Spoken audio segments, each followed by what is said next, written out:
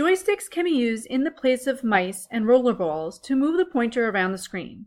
There are many joysticks designed specifically for users with physical difficulties, and they are very different to games joysticks.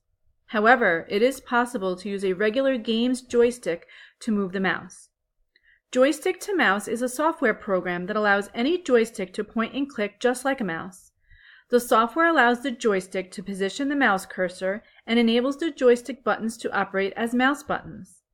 This technology provides computer access and control via joystick to physically challenged users because a joystick may be easier to grab than a mouse, requiring a smaller range of motion than a mouse.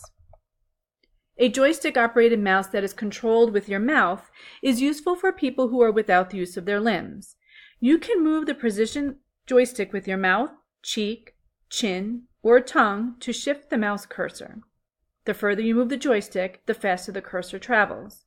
You can perform right-click, left-click, and double-click actions with the sip and puff switches built into the mouse. The user sips or puffs on the apparatus to control mouse function. An on-screen keyboard allows the user to type using the same movements.